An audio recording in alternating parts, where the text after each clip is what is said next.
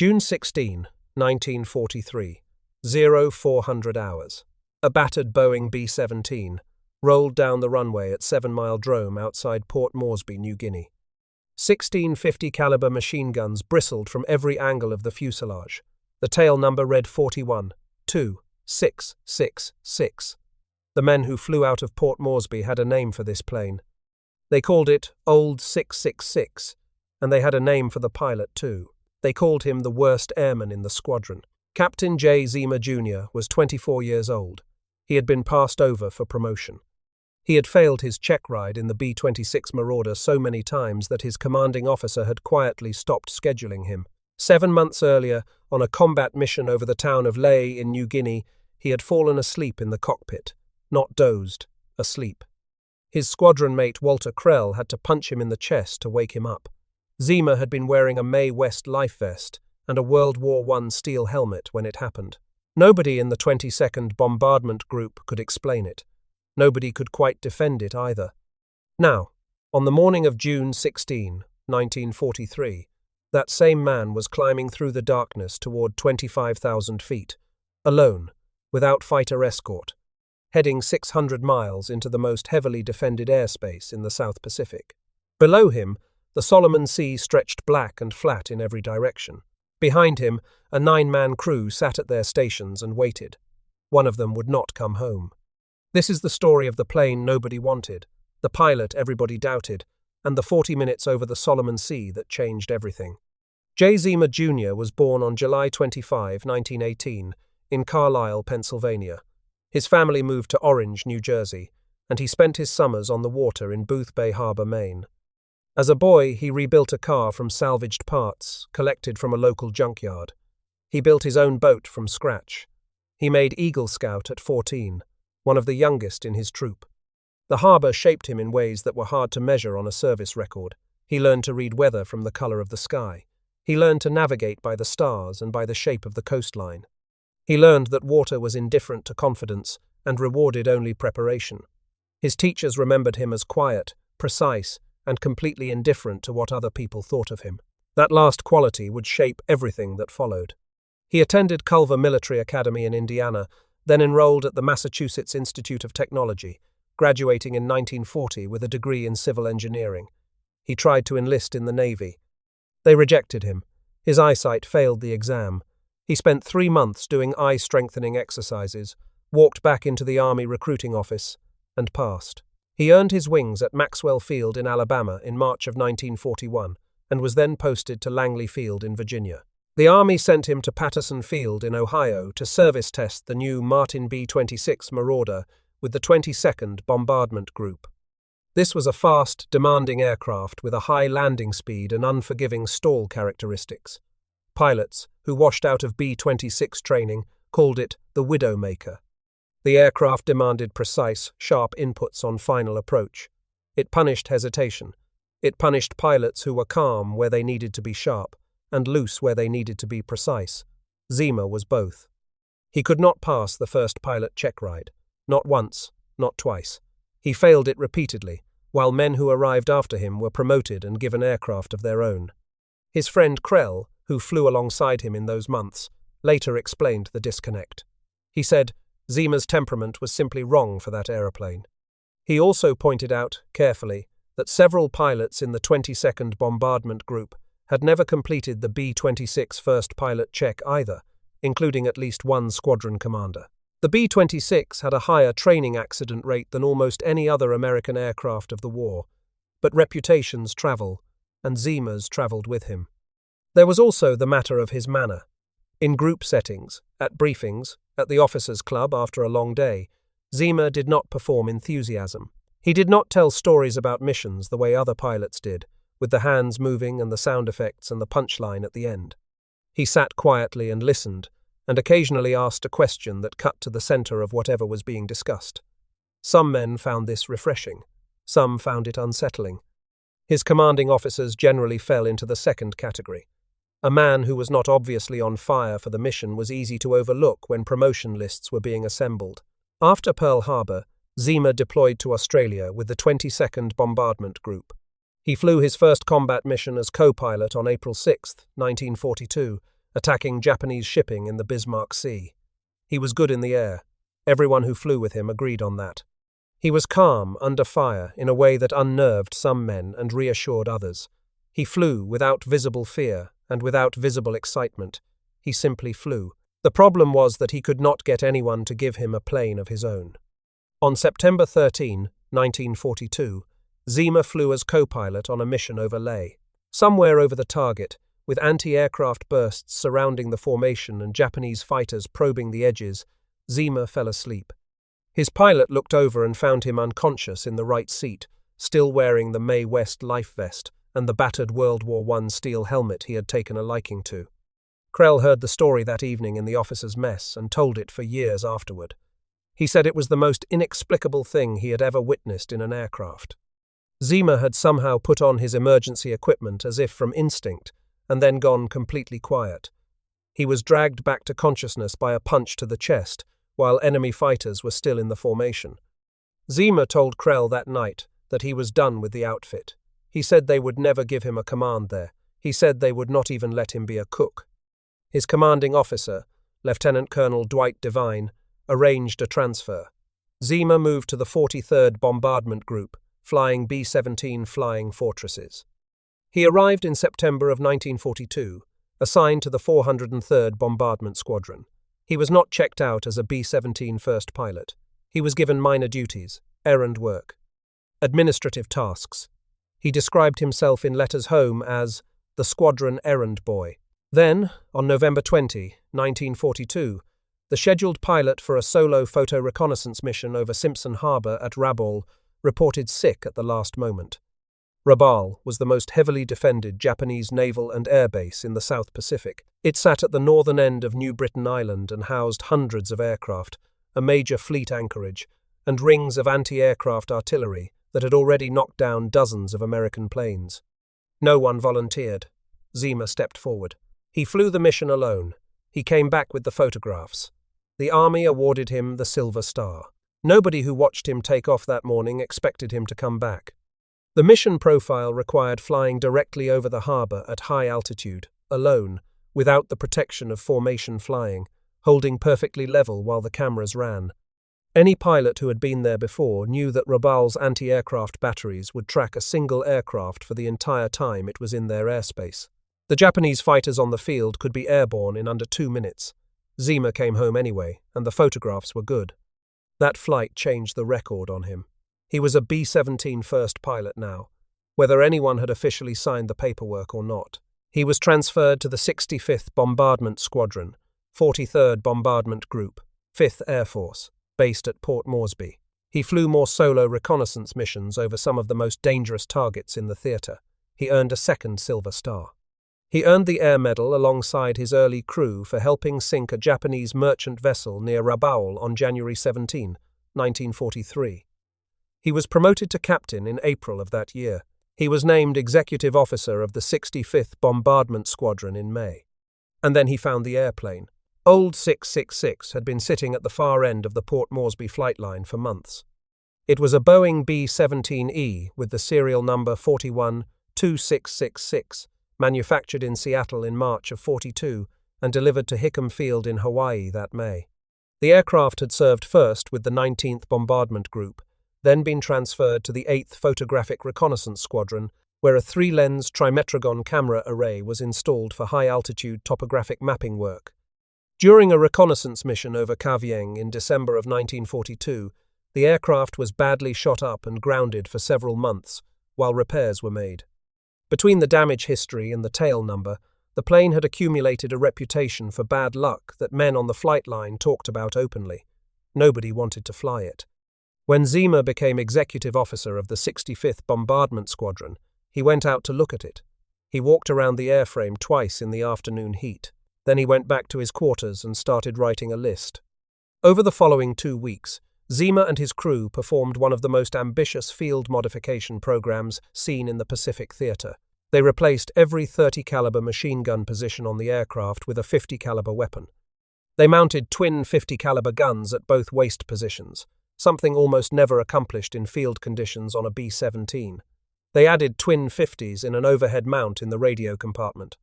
They ran a fixed, forward-firing 50-caliber gun along the bombardier's deck, wired directly to a remote trigger on Zeamer's control column, so the pilot could fire forward through the lower right nose socket without taking his hands off the controls. They also stripped roughly 2,000 pounds of unnecessary hardware from the interior to keep the aircraft fast, despite the added weapon weight. When the work was done, Old 666 was carrying 16 operating 50-caliber machine guns, plus 3 spare guns stowed in the catwalk for use if any of the mounted weapons jammed. It was the most heavily armed B-17 in the South Pacific. The work had taken longer than expected and cost more than anyone had formally authorized. Zeamer had obtained some of the hardware through the normal supply system, and some through a network of informal trades that officers in the Southwest Pacific Theater had been running since the beginning of the war. He had the engineer's habit of knowing exactly what a thing was worth and not paying more than that. He had done the weight and performance calculations by hand before the first tool was lifted. Other pilots on the field stopped and looked at what Zeamer had done. Some laughed. Nobody asked to borrow the plane. The crew had come together by the same logic the airplane had. Not through the standard assignment process, but through a combination of volunteering, transfer from disbanded units, and the simple fact that their original squadrons were content to let them go. Zeamer had recruited most of them personally. He walked through the enlisted barracks and the junior officers' quarters and asked men he had observed in the air and on the gunnery range whether they wanted to fly with him. Some said yes immediately. Some thought it over for a day and then said yes. His bombardier was Second Lieutenant Joe Sarnoski, 28 years old, from Simpson, Pennsylvania, a small town in Lackawanna County, in the coal-mining northeastern corner of the state. Sarnoski was the oldest member of the crew and the son of a Polish-American coal miner. He was the second of 17 children. He had enlisted as an aviation cadet in 1936, years before most of his crewmates had finished high school.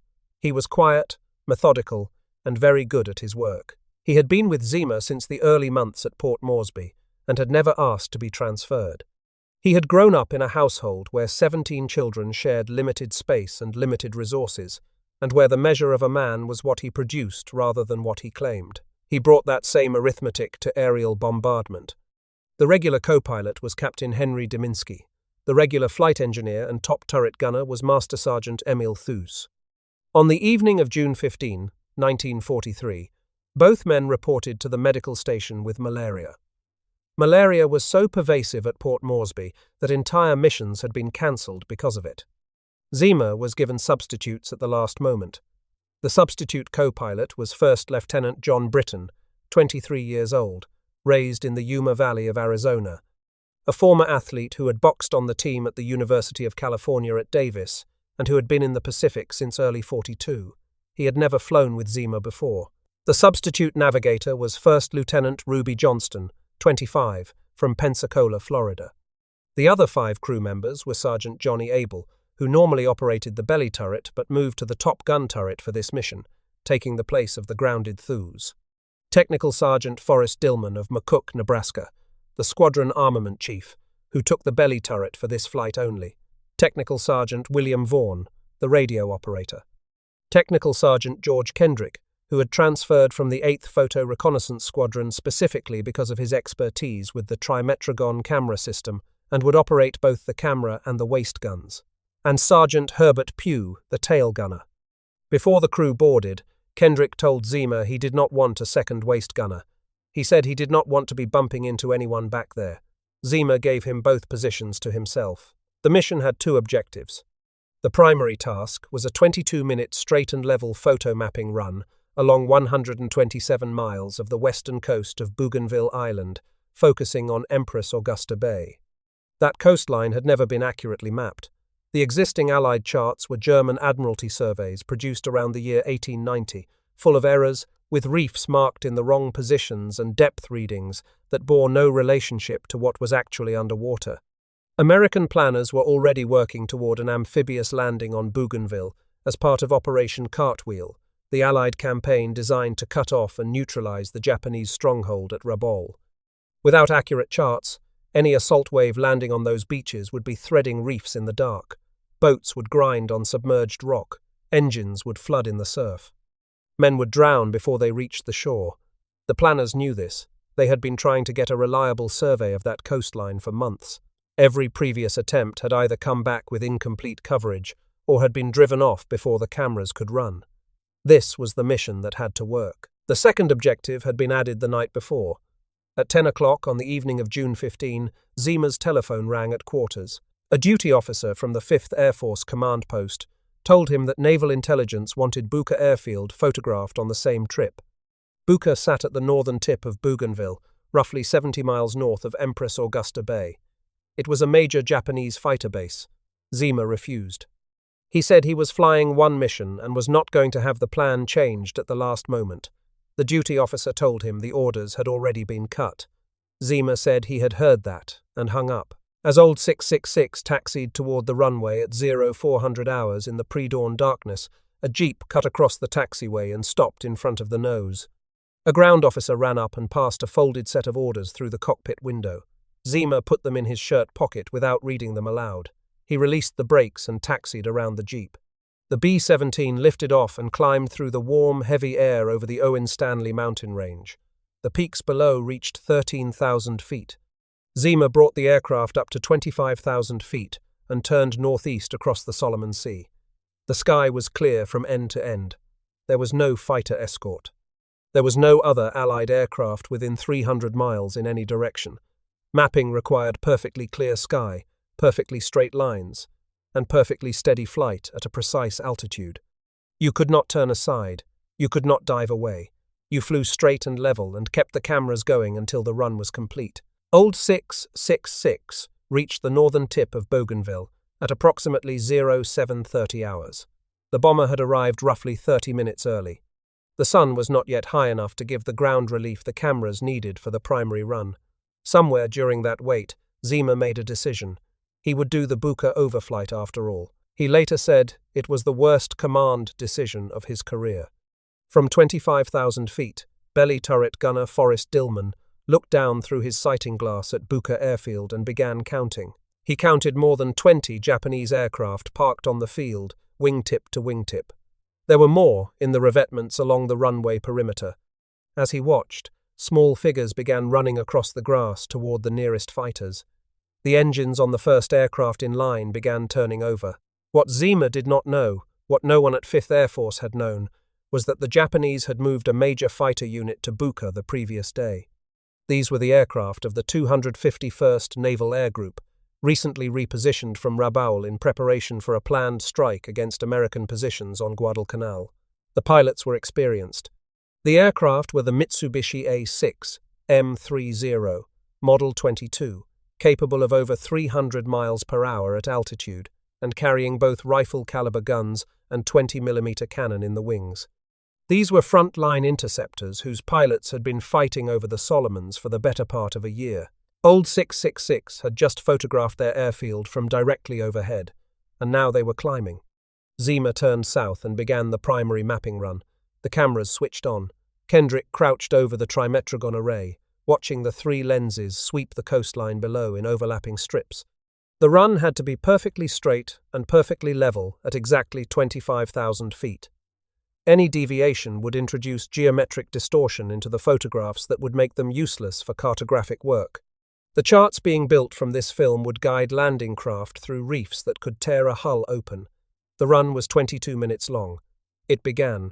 Pew, in the tail, reported fighters climbing from Buin Airfield far to the south. Dillman, in the belly, reported contacts from the north, from Buka, closing fast and high.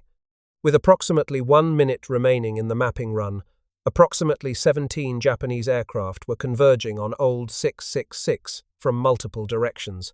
Zeamer held course. He had known this moment was coming from the instant Dillman reported pilots running to their aircraft over Buka. He had calculated the intercept geometry in his head during the mapping run, the closing speed of a 0 against the speed of a B-17, the altitude differential, the time remaining. He knew the fighters would arrive before the run was complete. He had made his decision while the cameras were still clicking. He would hold the course. He could not turn. He could not dive. He kept the wings level and waited for Kendrick to call the run complete. The call came. The cameras switched off. Zeamer began his defensive bank. The first coordinated attack came in from the nose before the turn was half complete. 5 aircraft swept across the front of the B-17 in a line abreast pass. A 20mm cannon shell exploded in the nose compartment. The blast blew Sarnoski backward from his gun, out of the nose and into the catwalk below the cockpit floor. A second 20mm round struck the starboard side of the fuselage behind the pilots, sending shrapnel into Sergeant Abel's legs and igniting both the oxygen supply lines and the hydraulic system at once. Smoke poured into the cockpit.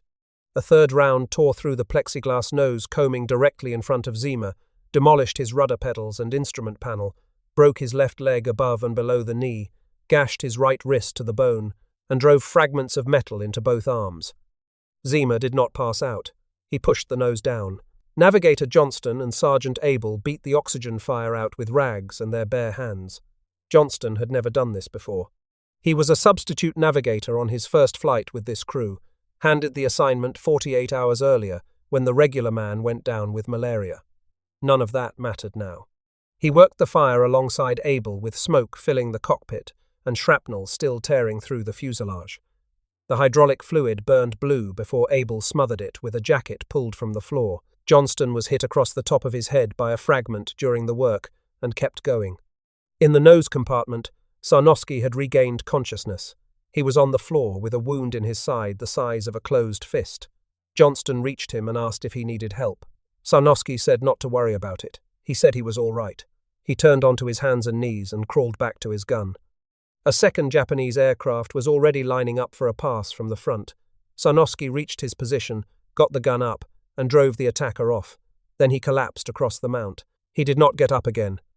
Zeamer pushed the B-17 through the emergency dive, dropping from 25,000 feet toward 10,000 feet in a steep descent, fighting the yoke with a broken left leg and the wreckage of his rudder pedals on the floor beneath him. At 10,000 feet, the air was thick enough to breathe without oxygen equipment. The altimeter was destroyed. The instrument panel was wrecked. He flew by the sound of the engines and the feel of the controls. The zeros were still there. What followed lasted approximately 40 minutes and covered roughly 100 miles of airspace over the southern Solomon Sea. The Japanese fighters pressed coordinated attack after coordinated attack against the crippled bomber. Zeamer had one defensive maneuver available to him. Each time a Zero lined up for a firing pass, he banked hard inside the line of attack, forcing the fighter to overshoot, then funneling it into the fields of fire of his tail and waist gunners.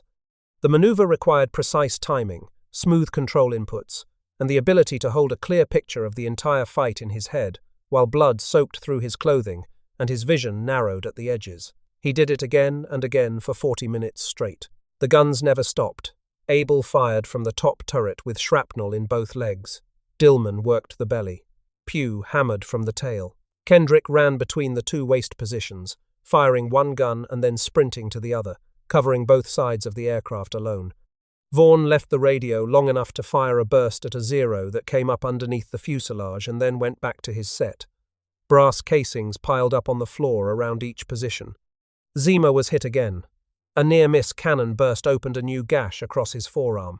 He shifted his grip on the yoke and kept the bank coming around. He had lost a serious amount of blood. His vision was narrowing at the outer edges. As a teenager, he had been a first aid instructor at Culver Military Academy. He knew what tunnel vision from blood loss meant. He kept flying. Vaughan, at the radio station, had a piece of equipment that should not have been on the aircraft. It was a Navy surplus Morse code transmitter he had obtained from a supply depot in Port Moresby through channels he never explained fully to anyone afterward. He began transmitting their position and heading in Morse code, not knowing whether anyone in range would answer. An American patrol torpedo boat operating in the southern Solomon Sea picked up the signal. An Australian coastwatcher station on a nearby island picked it up independently. The two positions were triangulated. A bearing was transmitted back. A direct return to Port Moresby would have required climbing back over the Owen Stanley Range at 13,000 feet. With the hydraulics gone, the flaps inoperable, the altimeter destroyed, the brakes without pressure, and the pilot barely conscious, that crossing was not possible. Vaughan plotted a course to the grass airstrip at Dobadura on the northeast coast of New Guinea at an elevation of roughly 400 feet. The Zeros peeled off one by one as their fuel and ammunition ran low. The last fighter broke contact somewhere south of Bougainville and turned back toward its base. Old 666 was alone. The crew counted the damage: 187 bullet holes, 5 20mm cannon strikes. The oxygen system was gone. The hydraulics were gone. The flaps would not deploy. The brakes had no pressure. The altimeter was destroyed. The rudder pedals were metal scrap on the floor. The entire nose of the aircraft was open to a 300-mile-per-hour wind. One man was dead or dying. The pilot had lost close to half his blood volume. Sergeant Abel, with shrapnel still inside both legs, moved to the controls at Zeamer's direction and flew level on a steady heading while the pilot rested. Lieutenant Britton coached him from the right seat, watching the airspeed and correcting the trim. Zeamer came back to consciousness at intervals, checked the compass heading, gave a correction if needed, and faded again. Kendrick had stowed the camera film in a waterproof case at the first sound of gunfire. Every photograph from the mapping run was intact. Pugh had crawled forward from the tail after the last fighter broke off. He found Sarnoski still at his gun. He lifted him away from the position carefully and held him on the floor of the nose compartment as the aircraft flew south. Sarnoski died somewhere over the Solomon Sea. He never fully regained consciousness after the first cannon hit. He was 28 years old. He had crawled back to his gun with a wound that should have been unsurvivable, driven off the attacker, pressing a second pass on the nose, and then gone still. Pugh held him until there was nothing left to hold. At approximately 12:15 hours on June 16, 1943, Old 666 crossed the tree line at Dobadura, and Britain brought it in. No flaps, no brakes. He came in too fast, the aircraft floating in ground effect before settling hard on the grass. It bounced, veered right, and Britain held the left wing down and let it drag through the earth to bleed off speed. The B-17 ground looped to a stop near the far end of the strip, structurally intact, with the left wingtip buried in the New Guinea red dirt. Britain himself was uninjured. The ground crew and medics who ran out from the field hospital were not expecting what they found. The exterior of the aircraft was so thoroughly perforated that one crewman later wrote home that it looked as though someone had held it under a riveting machine and kept going. The nose was almost entirely missing. The cockpit plexiglass was gone. Holes ran through the stabilizers, both wings, the fuselage sides, and the belly. The medics moved through the crew quickly. Bandaging, shrapnel wounds, cuts, a graze across one man's neck. Then they reached the cockpit. A medic looked at Zeamer slumped over the control column and told the men around him to get the pilot last. He said the pilot was dead. A second medic stepped forward and noticed Zeamer's hand move on the yoke. They pulled him out of the seat and carried him out through the open nose because the cockpit door was jammed by the bent airframe. They put him on a stretcher. He was conscious but could not speak. He had lost close to half his blood volume. His left leg was broken in 2 places. His right wrist was open to the bone. There were metal fragments throughout his arms, torso, and back. The surgeons at Dobadura worked on him for hours, removing approximately 120 to 150 individual pieces of metal over the course of 72 hours. Some were from the 20mm shell that had destroyed his instrument panel. Some were pieces of his own rudder pedals, driven back into him by the force of the blast. The surgeons would later say the wound pattern was unlike anything they had treated before. Fragments in places that made no mechanical sense until they reconstructed how 3 near-simultaneous cannon hits inside a small cockpit had sent metal in every direction through the space where Zeamer was sitting. Scores of men at Dobadura gave blood that afternoon and evening. The line stretched from the hospital door down the path to the airstrip and did not shorten for hours. The photographs that Kendrick had protected in the waterproof case were developed and delivered to 5th Air Force headquarters within days. They showed the coast of Bougainville in precise, 3-dimensional detail. The exact positions of the reefs, the shoal water, the beach gradients, the correct location of every hazard in Empress Augusta Bay. The existing German Admiralty charts had been wrong in dozens of places. These photographs were not wrong anywhere. 14 days after Old 666's mission, on June 30, 1943, the Allies launched Operation Cartwheel, the campaign designed to neutralize Rabaul by cutting off its supply lines and destroying its air strength across a broad front. On November 1, 1943, the 3rd Marine Division under Major General Alan Turnage went ashore at Cape Torokina on Empress Augusta Bay, Bougainville. More than 14,000 Marines landed that day. The landing craft threaded the reefs without a single grounding. The coxswains had been given charts showing every approach lane accurately, charts that existed because George Kendrick had kept his camera running through a 40-minute air battle, and Zeamer had held the aircraft straight and level for one more minute when 17 fighters were climbing toward him. The existing Allied charts of the Bougainville coastline were German Admiralty surveys from approximately 1890 and contained critical errors in reef positions and coastal depths. The photographic mapping mission of June 16, 1943, had provided the only reliable data available for planning the assault. Without it, planners could not have guaranteed the safety of the approach lanes. Joe Sarnoski's Medal of Honor was approved by War Department General Orders No. 85 on December 17, 1943, 6 months after his death. The medal was presented to his widow, Marie Sarnoski, at Richmond Army Air Base in Virginia on January 7, 1944. She later gave it to Joe's parents. The family eventually entrusted it to the Congressional Medal of Honor Society. A state park in Lackawanna County, Pennsylvania, was co-named in his honor alongside fellow Lackawanna County Medal of Honor recipient Gino Merle in 2002. A historical marker was dedicated there in May of 2014. Streets at military installations in Alaska and Texas also bear his name today. Jay Zeamer's Medal of Honor was approved by War Department General Orders No. 1 on January 4, 1944, and presented 12 days later at the Pentagon in Washington by General Henry Arnold, Chief of the Army Air Forces. Zeamer's parents were in the room. He stood on crutches. He had spent 7 months at Letterman Army Hospital in San Francisco, where surgeons spent weeks removing metal from his body. He was promoted to Major on July 8, 1943, while still hospitalized, and to Lieutenant Colonel the following April. Only 2 other instances in American history had seen 2 members of the same crew each receive the Medal of Honor for combat valor. The first was in the First World War, when First Lieutenant Harold Gettler and Second Lieutenant Irwin Bleckley of the 52nd Aero Squadron were both killed on October 6, 1918, dropping supplies by air to the Lost Battalion near Bougainville, France. Their original Distinguished Service Crosses were upgraded to Medals of Honor in 1922. The second instance also came from the First World War. Marine Second Lieutenant Ralph Talbot and his observer Gunnery Sergeant Robert Robinson each received the Medal of Honor for aerial engagements over Belgium on October 8 and 14, 1918. Their medals were awarded on November 11, 1920.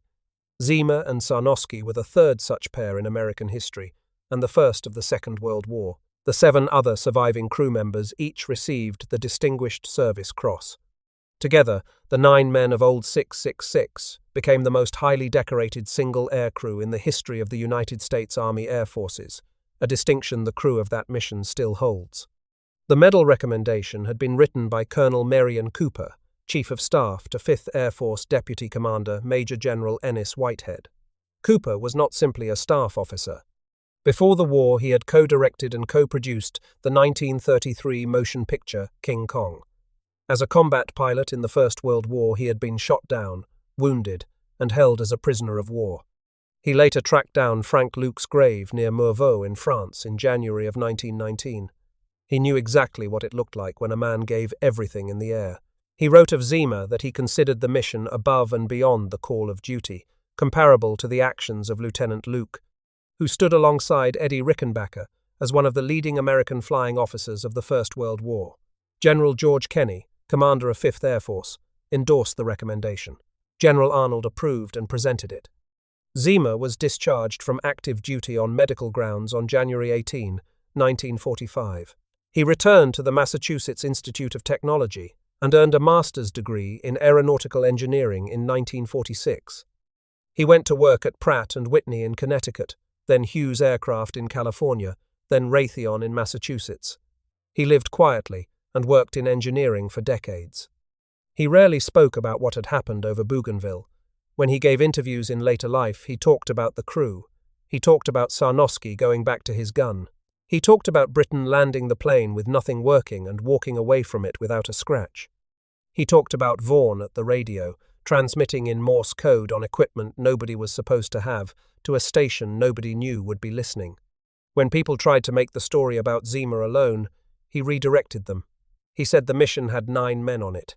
He said you could not tell the story of one without telling the story of all of them. He moved back to Boothbay Harbour, Maine, the same harbour where he had built his first boat as a boy. He was 88 years old when he died, on March 22, 2007. Governor John Baldacci ordered all flags in the state of Maine lowered to half-staff for his funeral. He was buried at Arlington National Cemetery on May 11, 2007. He was the last living Medal of Honor recipient from the United States Army Air Forces. When he died, that connection closed. Old 666 was repaired at Dobodura and returned to service. It flew with the 8th Photo Reconnaissance Squadron for several more months, and was then transferred to the 63rd Bombardment Squadron after the 43rd Bombardment Group converted to B-24 Liberators. It was flown back to the United States in March of 1944 and passed through several training facilities before being sold for scrap at Albuquerque, New Mexico, on August 9, 1945. Nothing of the aircraft survives today. The last surviving member of the crew was Lieutenant John Britton. He died on May 7, 2011. Now, consider what the mathematics of June 16, 1943 actually add up to.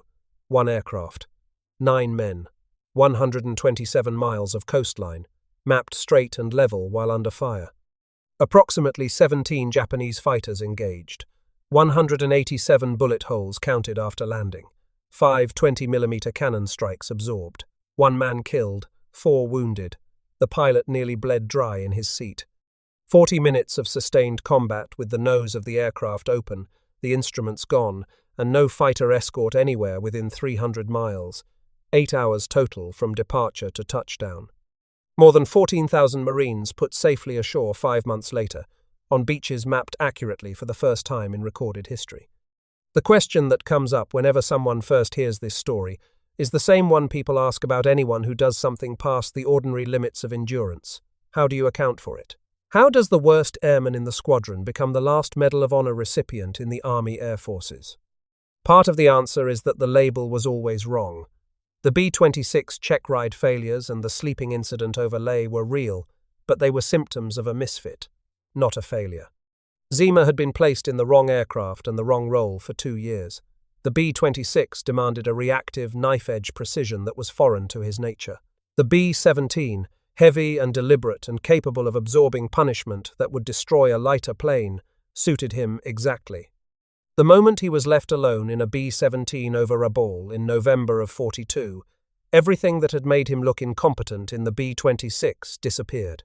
He came back with the photographs. The deeper part of the answer resists clean explanation. Zeamer held Old 666 on the mapping course for the last minute of the run, with 17 Japanese fighters closing toward him and the first attack already incoming, because turning away would have ruined the photographs.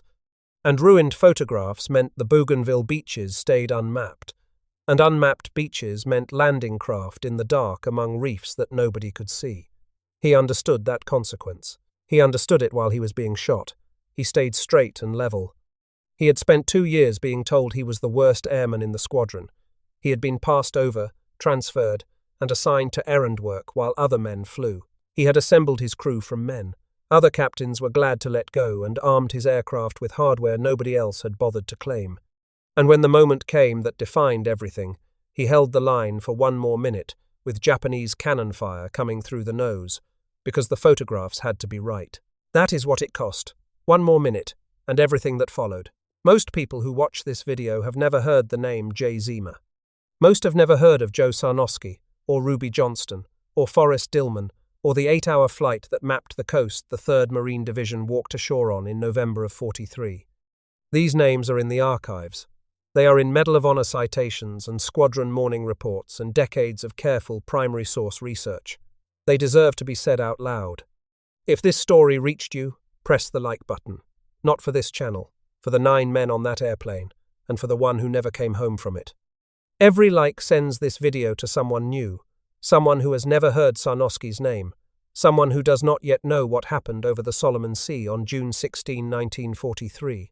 Subscribe and turn on notifications. We go into the records every week. We find the men who were passed over, who were written off, who were told they would never amount to anything, and who then did the one thing nobody who had dismissed them could explain afterward. We read the footnotes out loud. Drop a comment below. Tell us where you are watching from. Tell us if someone in your family served in the Second World War, in Korea, in Vietnam, in any of the conflicts that followed. Tell us their name. Tell us their branch. Every name in this comment section is part of the record, and every name in the record matters. Jay Zeamer Jr., Captain, United States Army Air Forces, Eagle Scout, Civil Engineer, the man who could not pass a B-26 check ride, the man who fell asleep over Leh, the last Medal of Honor recipient the Army Air Forces ever had. He found his airplane in the boneyard. He armed it with 16 guns and flew it alone to the far end of the Pacific to map a beach so that thousands of Marines would live. They called him the worst airman in his squadron. On June 16, 1943, the squadron was wrong. Now you know it too.